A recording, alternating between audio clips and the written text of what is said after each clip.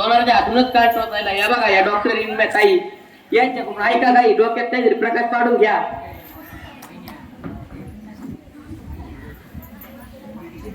नमस्कार मंडळी. जसं की तुम्हाला सर्वांना माहितीच आपल्या गावचे पाटील त्यांनी माझा परिचय करूनच दिला. मी इथे कशासाठी आले आहे तर मित्रांनो, तुम्ही स्वतःच्या आरोग्यासोबत सार्वजनिक स्वच्छतेचीही काळजी घ्यायला हवी. नखे नियमितपणे कापायला हवी व रोजच्या रोज दात घासायला हवेत.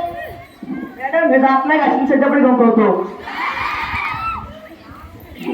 अरे तुला माहिती का चार चौघात किती इज्जत जाते ते.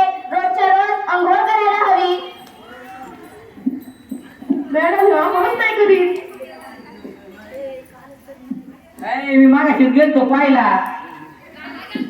अरे पोहायला जातो का नदीचं पाणी दूषित करायला जातो. परत दिस मग तुला सांगतो. बघा बघा बघा बघा कसा तंबाखू खातोय. तुम्हाला माहिती का तंबाखू खाल्ल्याने काय होतं? तंबाखू खाल्ल्याने तोंडाचा, मानेचा, पायाचा कॅन्सर होतो. आणि खुशाल तुम्ही तंबाखू खाता. हे बघा तांबूक गाव चढलं ना तोंड.